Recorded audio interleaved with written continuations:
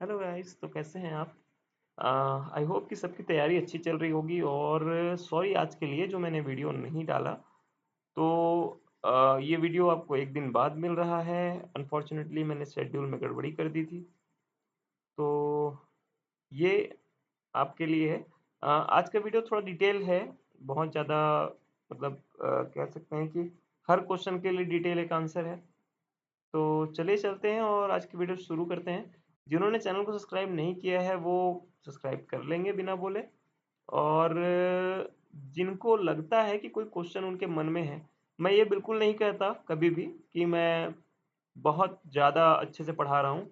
But हमेशा ये उम्मीद रहती है कि कोई ऐसा ज़रूर होगा जो समझ रहा होगा कि कितनी मेहनत इसमें लग रही है, कितना एफर्ट इसमें लग रहा है। ऑडिट असिस्टेंट के लिए ये पेपर नहीं है, जैसे मैंने यहाँ ऊपर में लिख दिया है। तो ये एक्चुअली ऑडिट असिस्टेंट का जो हमारा चल रहा था उसके थ्रू ये हम लोग इसको कर रहे हैं। ठीक है, तो ये उन लोगों के लिए भी एप्लीकेबल हो जाएगा जो लोग लेक्चरर की तैयारी कर रहे हैं। और ये उन लोग के लिए भी है जो लोग अपना लेट सपोज असिस्टेंट प्रोफेसर या फिर ऑडिट या फिर अकाउंटेंट के लिए जो प्रिपेयर कर रहे हैं। कुछ क्वेश्चन होते हैं जो सबके लिए होते हैं और कुछ क्वेश्चन स्पेसिफिक होते हैं। जैसे कि क्वेश्चन नंबर 13 जो आपको दिख रहा होगा, ये स्पेसिफिक क्वेश्चन है जो जो आपके जो असिस्टेंट प्रोफेसर है उसी में ही आएगा। चलिए शुरू करते हैं। क्वेश्चन क्या है पढ़ते हैं पहले। Which of the following describe an intervention currency. कौन हस्तक्षेप मुद्रा का वर्णन करता है? ठीक है, नाम से समझ में आ रहा होगा आपको, हस्तक्षेप मुद्रा। ठीक है, तो हस्तक्षेप मुद्रा का मतलब क्या होता है? जहाँ पे मतलब एक पर्टिकुलर कंट्री है, लेट्स सपोज इंडिया है। इंडिया में रुपया चलता है। तो इंडिया में क्या कोई दूसरा वैल्यू या करेंसी वैल्यू जो चल सकती है क्या? नहीं चल सकती। बट कुछ ऐसी करेंसीज होती है जो इंडिया में भी चलती होगी, हमको नहीं पता। कुछ स्पेसिफिक जगह पे, कोई स्पेसिफिक प्लेस पे वो यूज होती है। तो ये जो है उसी के संक्षेप में ये प्रश्न है कि कौन हस्तक्षेप मुद्रा का वर्णन करता है। तो जो मुद्रा आपके होम टाउन पे, डोमेस्टिक यानी कि घरेलू कंट्री पे चलती है, जो उद्धृत की जाती है, या फिर इसको बोल सकते हैं कि domestic currency is coated. Option number 3 is the correct answer. The currency in term of which a domestic currency is coated. जैसे हमारे करेंसी जो रुपया है वो कहाँ से कोड होता है? डॉलर से कोड होता है। तो डॉलर यहाँ पे चल सकता है। ठीक है, चलिए आगे चलते हैं। क्वेश्चन नंबर 14 है, from the following which is an uncommon feature of private equity and venture capital. Private equity क्या होती है और वेंचर कैपिटल क्या होता है, ये भी समझना जरूरी है बिफोर एनालाइजिंग दी आंसर कि आंसर क्या है। तो प्राइवेट इक्विटी जो होती है ना सर, वो ऐसी इक्विटी है जो आप बेचने के लिए नहीं रखे हो, वो आप अपने लिए रखे हो। ठीक है, लेट्स सपोज एक कंपनी है और वो कंपनी जो है वो कंपनी में दूसरी कंपनी के शेयर उन्होंने खरीद के रखे हुए हैं। That is nothing but private equity. और एक होता है वेंचर कैपिटल। तो जब एक कोई नया बिजनेस होता है उस पे जब हम एक कंपनी इन्वेस्ट करती है, जैसे रतन टाटा है, उनके पास बहुत बड़ी कंपनी है। लेकिन वो नए नए जो लोग आते हैं मार्केट में, जो नया एक्सपेरिमेंट कर रहे होते हैं मार्केट के साथ, नया कुछ कर रहे होते हैं जो आज तक किसी ने किया नहीं, ऐसे लोगों पे जो पैसे फेंकते हैं, it is nothing but venture capital. ठीक है, तो अभी ये बोल रहा है अनकॉमन है, दोनों में अनकॉमन क्या है? तो चार ऑप्शन आपके पास है और चारों ऑप्शन में जो सही आंसर है उसको हम डिस्कस करेंगे कि उसका आंसर है उसके निवेश का उपयोग निवेशक कंपनियों के वित्तीय या परिचालन पुनर्गठन के लिए किया जाता है। ठीक है, निवेश का उपयोग यानी कि जो प्राइवेट इक्विटी भी एक तरह का निवेश है, वेंचर कैपिटल भी एक तरह का निवेश है, लेकिन उसके उपयोग का निवेश कंपनियों के वित्तीय या परिचालन पुनर्गठन, या तो वित्तीय या तो परिचालन पुनर्गठन के लिए किया जाता है। ये उन दोनों में अनकॉमन है।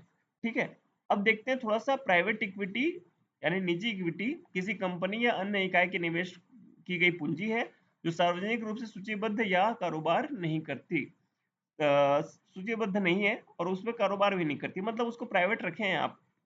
वेंचर कैपिटल स्टार्टअप या अन्य युवा व्यवसायों को दिए जाने वाला वित्तीय पोषण है जो दीर्घकालिक विकास की संभावना को दिखाते हैं। ठीक है, चलिए, which one of the following value is not a part of OCTAPACE framework. कई लोग के लिए ये तो नाम भी नया होगा और चीजें भी नहीं होंगी, लेकिन ऑक्टापेस क्या है ये आपको जानना बहुत जरूरी है, क्योंकि ऑक्टापेस कोई वर्ड नहीं है, ये ग्रुप ऑफ वर्ड है, मतलब शब्दों का समूह है। तो यहाँ पे देखते हैं पहले आंसर इसका। ऑक्टापेस मॉडल एक ऐसा ढांचा है जो संगठनों को उनकी संगठनात्मक संस्कृति और लोकाचार को समझने और विकसित करने में मदद करता है। OCTAPACE model is a framework that helps organisation understand and develop their organisational culture and ethos. तो यहाँ पे ऑक्टापेस का मतलब क्या है? OCTAPACE stands for openness, confrontness, confrontation, sorry, trust, authenticity, proactivity, autonomy, collaboration and experimentation। यहाँ पे ये जो चीजें हैं, 8 चीजें, और 8 चीजों में क्या नहीं है ये पूछ रहा है। तो इसमें ई केवल एक है और ई का मतलब होता है एक्सपेरिमेंटेशन, और यहाँ पे लिखा हुआ E for extension. So the correct answer is option B, and option B is not a part of what? ये इसका करेक्ट आंसर हो जाएगा। ठीक है, नॉट अ पार्ट ऑफ ऑक्टापेस। चलिए आगे चलते हैं। ये आपको अच्छे से याद करना है। ये जो है ये आप नोट्स में लिख लीजिए, कहीं लिख लीजिए। मुझे नहीं पता कब आ जाएगा, और आजकल तो इतना ज्यादा मतलब समझ सकते हैं कि कंपटीशन बढ़ गया, कहीं से भी क्वेश्चन डाल के पूछते हैं। एक मुझे आया था कमेंट दैट सर प्लीज ऐसे क्वेश्चन करा दीजिए जो कि मैं कम समय में प्रिपरेशन कर सकूं। सर लिटरली बताऊं, ऐसे कोई क्वेश्चन किसी के पास नहीं है जो कि कम समय में आपको पढ़ाने के लिए, आपको बताने के लिए और साथ साथ आपको पास कराने के लिए है। और आज के रेट में जितने भी चैलेंजेस है वो ऐसे हैं कि आपको बहुत कुछ पता होगा तब जाके आप केवल पासिंग मार्क्स ला पाते हैं नेट और सिटी जैसे एग्जाम में। और जहाँ पे कंपटीशन एग्जाम्स की बात है वहां पे तो आपको बहुत ज्यादा ओपननेस चाहिए। न्यूज़पेपर और बाकी चीजें भी आपकी बहुत हेल्प करती है सारी चीजों को समझने के लिए। जितना हो सके प्रीवियस एग्जाम क्वेश्चन करते रहिए, और जैसे मैं पढ़ा रहा हूँ वैसे आपको खुद पढ़ना है। मैं कुछ अलग या कुछ यूनिक नहीं कर रहा हूँ। एंड मुझे लगता है कि ये सारी चीजें एक एज अ स्टूडेंट मैं कर रहा हूँ, मैं कोई टीचर नहीं हूँ असिस्टेंट प्रोफेसर का। ठीक है, मैं एक टीचर हूँ नॉर्मल। तो मुझे लगता है कि जितना मैं कर सकता हूँ तो हर कोई इसको कर सकता है।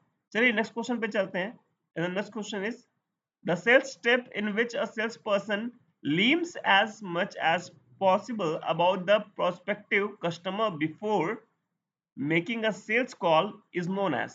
वह विक्रय चरण जिसमें विक्रयकर्ता विक्रय कॉल करने से पहले संभावित ग्राहक के बारे में यथासंभव जानकारी प्राप्त करता है, उसे किसके रूप में जाना जाता है? अब ये अप्रोच है, प्रोस्पेक्टिव है, प्री अप्रोच है, प्रेजेंटेशन है। अप्रोच क्या होता है या दृष्टिकोण क्या होता है? आप किसी से मिलते हैं, मिलने के बाद आप उससे बात करते हैं, बात करने के बाद आपने अपना एक विचार बनाया, इट इज नथिंग बट दृष्टिकोण। मतलब किस दृष्टिकोण से आपने बात की और सामने वाला का दृष्टिकोण क्या था उसको आपने समझा, जो आपने बनाया ये आपका अप्रोच था। प्रोस्पेक्टिव जो होती है, संभावना जो होती है, मतलब आप किसी से भी बात कर रहे हो, संभावना है खरीद ले तो खरीद ले, नहीं खरीदे तो छोड़ दो। सी जो है प्री अप्रोच है, which means if you are talking to someone in the same case you don't know another person. मतलब आपने सामने वाले से बात करनी है बट आप सामने वाले को जानते नहीं है। ठीक है, तो ये किस तरह से आप बात करेंगे? पहले आपको सोचना पड़ेगा ना कि उसका जो प्रोस्पेक्टिव होगा वो क्या होगा। Let suppose a person is having about 10 cars। Okay, 10 car हैं किसी पर्सन के पास, और उसको आप कार बेचने के लिए जा रहे हैं। कितनी पॉसिबिलिटी है कि वो खरीद लेगा? मैं बोलूंगा 100% पॉसिबिलिटी है कि वो खरीद लेगा, बट आपके कार में यूनिक फीचर होने चाहिए। बिकॉज अगर एक पर्सन के पास 10 कार है तो जरूर वो शौकिया होगा कार खरीदने का। तो ऐसे केस में वो जो होते हैं वो लोग कार खरीदना अपनी शान समझते हैं, एक तरह का कलेक्शन कर रहे हैं वो लोग। वहीं पे जिसके पास कोई भी कार नहीं है, उसको भी बेचना आसान है, इंस्टेड ऑफ कि किसी के पास कार है, एक ही है और उसको चला रहा है। ऐसे लोग को बेचना थोड़ा मुश्किल होगा। तो it is nothing but pre approach. मतलब आपने पहले ही अप्रोच कर लिया कि ईज़ीएस्ट वे कौन-सा है, किससे डील करना ईज़ी होगा, ये प्री अप्रोच है। प्रेज़ेंटेशन किस तरह से प्रेज़ेंटेशन दोगे आप अपना, तो ये तो सेल्स के बाद आता है, मतलब सेल्स के टाइम आता है ये। लेकिन यहाँ पे क्वेश्चन क्या था, फिर से पढ़ते हैं। विक्रयकर्ता विक्रय कॉल करने से पहले, a salesperson learns as much as possible about the prospective customer before making a sales call is known as. So जब एक सामान बेचना है उसके पहले आप कॉल कर रहे हो, it is nothing but pre approach. किसके पास कितनी कारें हैं, बिल्कुल नहीं है तब भी खरीदेगा, बहुत सारी है तब भी खरीदेगा। So the correct option is option C, pre approach. I hope कि आपको समझ में आएगा। और नेक्स्ट क्वेश्चन पे चलते हैं अभी। Which one group of the following countries are member of ASEAN? बहुत लोगों ने सुना होगा एशियन के बारे में, और एशियन के जितने भी आपके मीटिंग्स होती हैं, इनकी वो सारी की सारी न्यूज़पेपर में बहुत आती है। एज आई टोल्ड यू कि आपको न्यूज़पेपर बहुत हेल्प करता है अप टू डेट बने रहने के लिए। आप कुछ मत पढ़िए, बिल्कुल मत पढ़िए, लेकिन जो बिजनेस वाला पेज होता है आपके न्यूज़पेपर में, वो बिल्कुल पढ़िए, बिकॉज ये आपके काम का है, और जो आपके काम का है उसको आपको छोड़ना नहीं है। सो देयर आर 4 ऑप्शंस, और मैं कंट्रीज के नाम नहीं बोलूंगा, एज आई टोल्ड यू कि मैं ऑप्शंस पे जाऊंगा और आपको मैं पहले आंसर दिखाऊंगा। ये देश कौन कौन से है? ब्रुनोई, दारुसलाम, ठीक है, Burma, Cambodia, Indonesia, Laos, Malaysia, Philippines, Singapore, Thailand and Vietnam. तो इसमें से जो सही आंसर है वो ऑप्शन डी लग रहा है, ठीक है, और ऑप्शन डी ही आपका करेक्ट आंसर होगा। अब यहाँ पे मैंने 2 और डेटा साथ में शेयर किए हैं, और आप जब एशियन वर्ड टाइप करते हो तो इतना डेटा आपको मिल जाता है। मैंने बहुत ज़्यादा मेहनत नहीं करी है, ठीक है, लेकिन मेहनत तो लगती है टाइप करने में, बोल लो चाहे कुछ भी बोल लो। तो इसमें क्या है, सकल घरेलू उत्पाद जो है इन लोग का 2.9 ट्रिलियन डॉलर है या उससे अधिक। तो जब कभी ये इस तरह के डेटा जो आते हैं, वो भी आपको याद रखने हैं। कितना डेटा, लाइक एशियन कितने का मार्केट है, एशियन में कितने का मार्केट है, तो 2.9 ट्रिलियन डॉलर से अधिक का जो है इन लोग का मार्केट है सकल घरेलू उत्पाद में, ठीक है। ग्रॉस डोमेस्टिक प्रोडक्ट इन लोग का कितना क्या है, 2.9 ट्रिलियन डॉलर से ज्यादा है, ठीक है। और कितने लोग को सर्व करते हैं, तो 647 मिलियन लोगों की आबादी वाले बाजार को सर्व करते हैं, प्रतिनिधित्व करते हैं उनका, सॉरी, ठीक है। चलिए आगे चलते हैं, शायद मेरे पास क्वेश्चन खत्म हो गए। तो इतने क्वेश्चंस आई होप सही होंगे, और ये डिटेल में जो आंसर है ना, वो आप बहुत इजीली कर सकते हो इसको। उसके साथ साथ मैं आपको बोलना चाहूंगा कि ये जो चीज है, आ, ये मार्केटिंग और बाकी चीजों से जुड़े हुए टॉपिक्स है, आपको बिल्कुल करके जाना पड़ेगा और 100% करके जाना पड़ेगा। There is no shortcut to win, okay. अभी के टाइम पे कोई शॉर्टकट नहीं है जीतने का, आपको पूरा करना पड़ेगा।